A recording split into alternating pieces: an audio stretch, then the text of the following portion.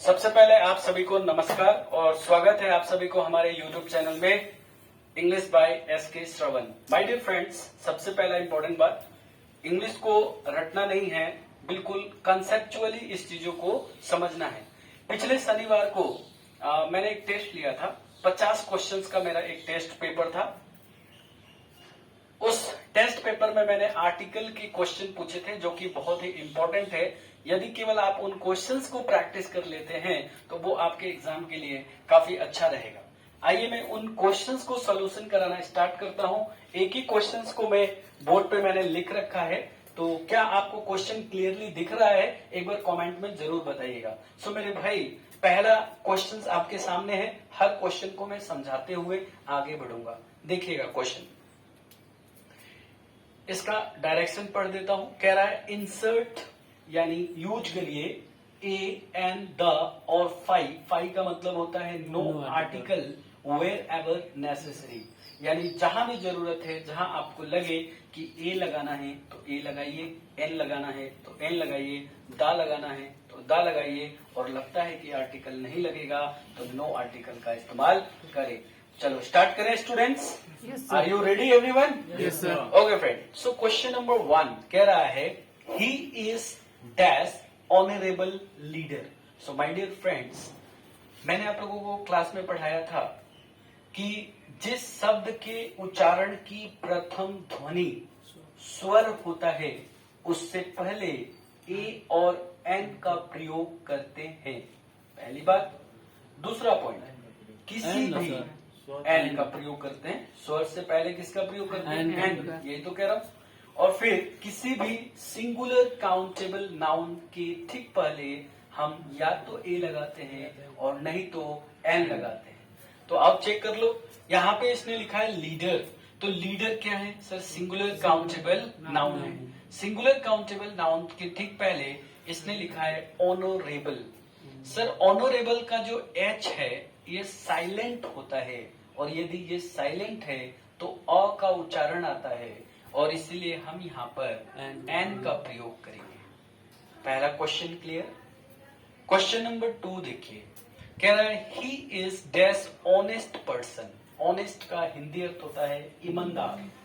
तो यहां भी एच को साइलेंट मोड में रखा गया है। जो मैंने आपको पॉइंट बताया था उसको नोट डाउन कर लीजिएगा कि जिस शब्द के उच्चारण की प्रथम ध्वनि स्वर होता है उससे पहले एन का प्रयोग करते हैं। तो यहां भी आंसर आपका क्या हो जाएगा सर? एन हो जाएगा। अगला क्वेश्चन कह रहा है कि 12 इंचेस यानी 12 इंच मेक्स बनाती है 1 फुट, यानी 1 फुट के लिए कितना इंच चाहिए? 12। तो यहां पे आंसर हो जाएगा ए। Concept clear. आगे बढ़ते हैं। देखो ये लिखा है यूरोपियन, ये काफी इंपॉर्टेंट क्वेश्चन में से एक है, इसको स्टार मार्क लगा लीजिए। पहला लेटर ई है, लेकिन जब हम इसको उच्चारण करेंगे तो ये य आएगा। अब आप खुद बताइए, यह स्वर होता है या व्यंजन होता है? तो व्यंजन होता है। अगर व्यंजन है तो इससे पहले हम ए लगाएंगे, ठीक है। अब आप आगे थोड़ा भी देख लीजिए, यहाँ पे उमेन लिखा है, तो उमेन क्या है? यहाँ सिंगुलर काउंटेबल नाउन है। अब क्वेश्चन नंबर 5 बड़ा प्यारा और इंपॉर्टेंट क्वेश्चन है, ध्यान से सुनिएगा। कह रहा है this is dash house where I live in, यानी ये वही घर है जिस घर में मैं रहता हूँ। वेयर आई लिव इन, जहां मैं रहता हूँ। इसका मतलब ये जो घर है वो मेरे लिए निश्चित है कि नहीं है? बिल्कुल निश्चित है, और अगर निश्चित है तो हम दा का प्रयोग करेंगे।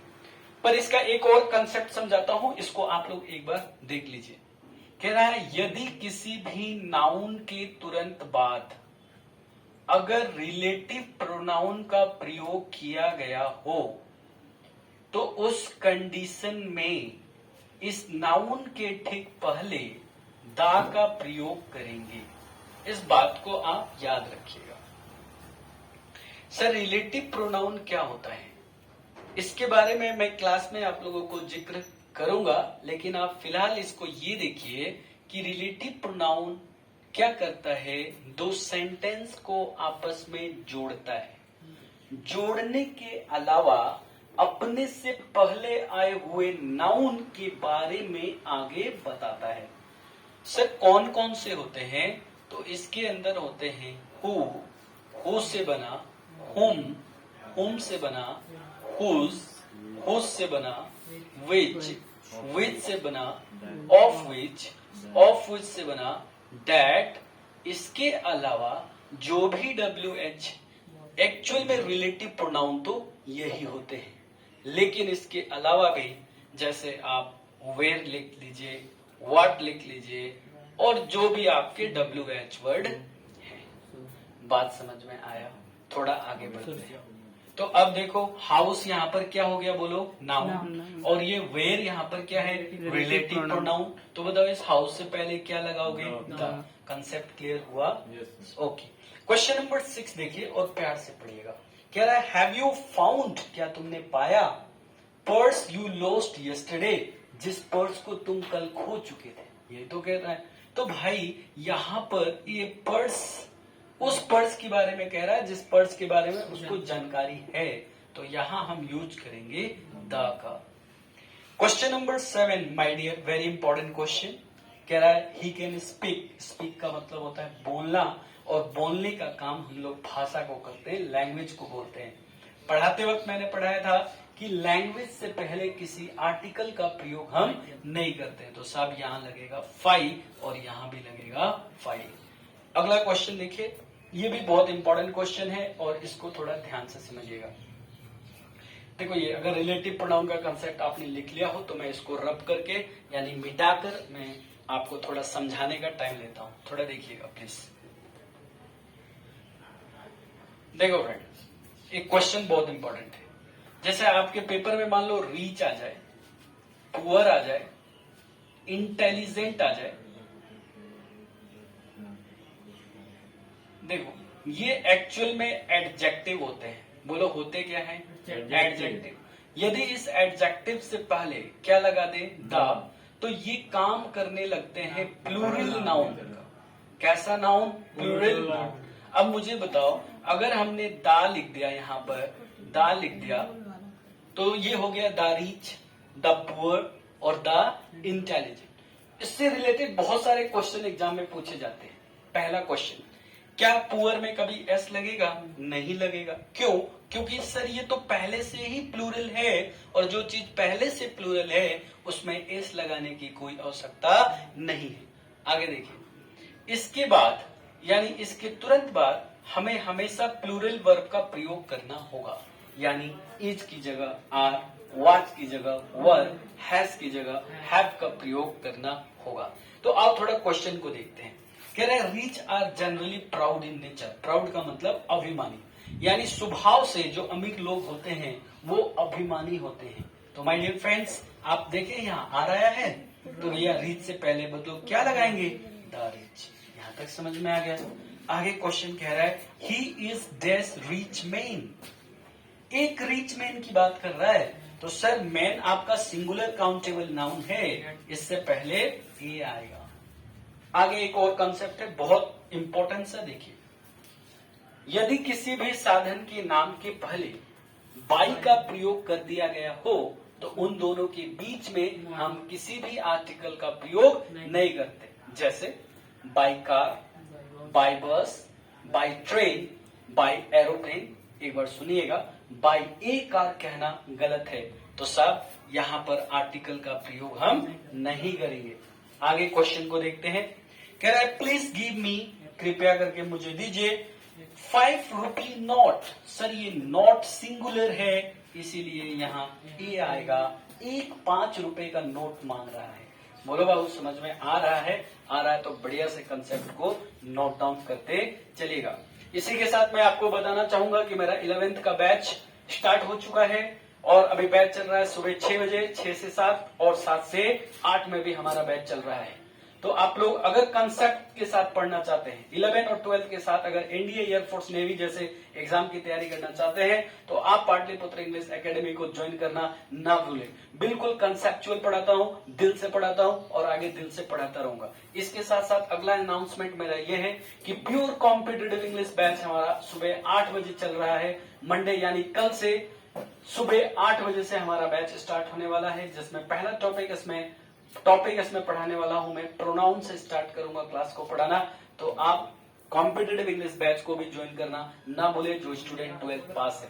आपको बाहर जाने की जरूरत नहीं है, इंग्लिश बिल्कुल बेसिक लेवल से लेके एडवांस लेवल तक मैं आपको बताने का पूरा प्रयास करूंगा। Okay my dear friends, let's move to question number next. So question number next कह रहा है कि Kalidas is known as the Shakespeare of India. ध्यान से सुनिएगा सर, ये तो बड़ा इंपॉर्टेंट क्वेश्चन है। सर कालिदास किसी का नाम है और नाम को हम व्यक्तिवाचक संज्ञा कहते हैं, यानी प्रॉपर नाउन। सर हमने पढ़ा है कि प्रॉपर नाउन से पहले किसी आर्टिकल का प्रयोग नहीं होता, लेकिन यहां पर कालिदास की तुलना किससे की जा रही है? शेक्सपियर से। यानी प्रॉपर नाउन लिख लो, प्रॉपर नाउन जब कॉमन नाउन की तरह काम करने लगे तो हम उस कॉमन नाउन से पहले दा का प्रयोग करेंगे। ये तो रहा पहला कंसेप्ट। अगर ये भी भूल गए तो आओ दूसरा कंसेप्ट ले लो, बड़ा प्यारा सा कंसेप्ट है, यहां देखना। ऐसे लिखा है नाउन और ऑफ और दोबारा नाउन, अगर ऐसा लिखा हुआ मिल जाए, आराम से बोल रहा हूं, ध्यान से सुन लो, नाउन ऑफ नाउन, तो बाबू इस नाउन से पहले दा का प्रयोग करेंगे, पहले वाले नाउन से पहले। ठीक है, तो बताओ शेक्सपियर से पहले, शेक्सपियर नाउन है कि नहीं है? ऑफ आया है, इंडिया नाउन है, तो क्या लगाओगे सर? दा का प्रयोग करेंगे। बहुत बढ़िया।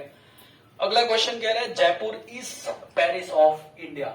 बिल्कुल सर, जयपुर की तुलना पेरिस से की गई है, पेरिस से पहले हम यहाँ दा का प्रयोग करेंगे। आगे मुंबई की तुलना मैनचेस्टर से किया गया है, यहाँ हम दा का प्रयोग करेंगे। बताओ कंसेप्ट क्लियर हुआ या नहीं? चलो बहुत बढ़िया। आगे देखो भाई, किसी भी जगह प्लेस जैसे country, city, town, district, village, इनसे पहले आर्टिकल का यूज नहीं किया जाता है, कुछ अपवाद को छोड़कर, जैसे the United states of America, the United kingdom, the Soviet union जिसको हम द रसिया कहते हैं, और इसके अलावा द हेग, द नीदरलैंड, और भारत में हमारा एक ऐसा राज्य है जिसको हम बोलते हैं द पंजाब। बेटा पंजाब आए तो दा लगाना ना भूलें। देखो आगे क्वेश्चन, अब ये कह रहा है मैक्सिको। सर मैक्सिको से पहले आर्टिकल का प्रयोग हम नहीं करेंगे, लेकिन इसने लिखा है यूनाइटेड। अरे सर ये तो यूनाइटेड से पहले क्या लगाना पड़ेगा? दा लगाना पड़ेगा। आगे क्वेश्चन बड़ा प्यारा है, 15 नंबर। देखो जी, honesty is the best policy, ये हमने सबने पढ़ा है, लेकिन ऑनेस्टी से पहले आर्टिकल का प्रयोग हम नहीं कर सकते हैं, क्योंकि ऑनेस्टी एक एब्स्ट्रैक्ट नाउन है। मैं अगर आपसे बोलूं कि मैं 50 ग्राम ईमानदार हूं, कितने ग्राम? 50 ग्राम, पर मैं ज्यादा हूं, इससे ज्यादा हूं, ध्यान रखना, तो क्या मेरी ईमानदारी को तुम छू सकते हो? नहीं। सर मेरी मम्मी बहुत प्यार करती है, कितने? Sir 1 kilo. अरे 1 किलो तो कितना भी प्यार करे तो वो लव एक कैसा नाउन हुआ? एब्स्ट्रैक्ट, और एब्स्ट्रैक्ट नाउन से पहले कभी आर्टिकल का प्रयोग नहीं होता है। तो सर यहाँ तो आर्टिकल नहीं आएगा, लेकिन सर बेस्ट है, तो बेस्ट एक सुपरलेटिव डिग्री है, पढ़ाया है, सुपरलेटिव डिग्री से पहले क्या लगाओगे? द लगाओगे। आगे बढ़ते हैं, अगला क्वेश्चन देखते हैं, बड़ा प्यारा क्वेश्चन है। देखो जी, कह रहा है आई मतलब मैं, प्ले मतलब खेलना, क्या खेलता है? गोल्फ खेलता है। और दूसरा कह रहा है ही प्लेस क्रिकेट। मेरे भाई किसी खेल के नाम से पहले लिख लो, मैं देख रहा हूं, लिखो अपनी कॉपी में, किसी खेल के नाम के पहले आर्टिकल का प्रयोग नहीं करते हैं सर, नो आर्टिकल। मान लो कोई भीड़ जाए कि नहीं करते ही है, तो बोल देना हाँ करते हैं। कब? अपवाद में, अगले सेशन में बताऊंगा। जब क्वेश्चंस का लेवल थोड़ा बड़ा होता है, क्वेश्चन का कंसेप्ट अलग होता है, वहां हम इनसे भी पहले दा का प्रयोग करते हैं, लेकिन बेसिक कंसेप्ट आपको याद रखना है कि किसी खेल के नाम के साथ आर्टिकल का प्रयोग नहीं करते। क्वेश्चन नंबर 17 बड़ा प्यारा क्वेश्चन है, समझिएगा, सुनिएगा ध्यान से। जैसे मान लीजिए स्कूल है, क्या है स्कूल, मैं लिख के बताता हूँ, इसको मिटा दूं ना, आप लोगों ने लिख लिया, लोग स्क्रीनशॉट ले लो, सॉरी स्क्रीनशॉट ले लीजिए आराम से और इसको बढ़िया से करिएगा। देखो इतना मस्त लिखा हूं, है ना। अगर पसंद आए चैनल तो इसको लाइक सब्सक्राइब करना ना भूले, एकदम दबा के लाइक करना, शेयर करना, है ना। घर बैठे आनंद लेते रहिए आर्टिकल का। देखो बोलो जी, मजा आ रहा है कि नहीं? ये मेरे बच्चे भी बैठे हुए हैं हमारे साथ, है ना, उससे टेंशन नहीं लेना, एक एक चीज को पढ़ना है। देखो जी अगला कंसेप्ट पढ़ा रहा हूं। जैसे मान लो क्वेश्चन में ऐसे लिखा हुआ आ गया स्कूल, बेटा कभी स्कूल गए जीवन में? सर गया हूं। सर कॉलेज गए हैं? सर गए हैं, बहुत अच्छी बात है। हॉस्पिटल गए हैं? सर गए हैं, हॉस्पिटल भी गए। अच्छा बताओ कभी टेम्पल गए हो? सर बिल्कुल गया हूँ, पूजा करने जाता हूँ। अच्छा कभी जेल गए हो? अरे सर जाएंगे। जेल क्यों जाएंगे भाई, जेल नहीं गए। अब सुनो भाई, तो इनके दो यूज हैं। देखो इनका कहते हैं फॉर द पर्पस, इसको बोलते हैं for the purpose of study, यानी पढ़ने के लिए, ठीक है। और कॉलेज भी स्टडी के लिए, हॉस्पिटल ट्रीटमेंट के लिए, ठीक है, ट्रीटमेंट, टेम्पल पूजा करने के लिए, वर्शिप, और जेल में कौन जाता है? क्राइम एक्टिविटी करके, ठीक है। यदि अगर आप स्कूल पढ़ने के लिए जाते हैं, ध्यान से सुनना, स्कूल यदि पढ़ने के लिए जाते हैं, कॉलेज पढ़ने के लिए जाते हैं, हॉस्पिटल अपना इलाज कराने जाते हैं, और टेम्पल अगर पूजा करने और जेल में क्राइम करके जाते हैं तो नो आर्टिकल। क्या लगेगा? No article. लेकिन अगर मैं ये कहूं कि मैं अपने बच्चे का फीस जमा कराने जा रहा हूं, मैं ये कहूं कि मैं मंदिर में पूजा से मिलने जा रहा हूं, तो भैया वहां तो सेकेंडरी पर्पस हो गया। और प्यार से दा लगा देना। क्या लगाओगे? दा। बोलो भूलोगे क्या कभी? सर नहीं भूलेंगे। जब भूले तो टेम्पल को याद कर लेना, एक तरफ पूजा दूसरी तरफ पूजा, तो याद हो जाएगा। एक तरफ बड़ा पूजा आएगा तो हम आर्टिकल दा लगा देंगे, छोटा पूजा आएगा तो सर नो आर्टिकल लगाएंगे। कंसेप्ट क्लियर हुआ कि नहीं? चलो आगे देखो।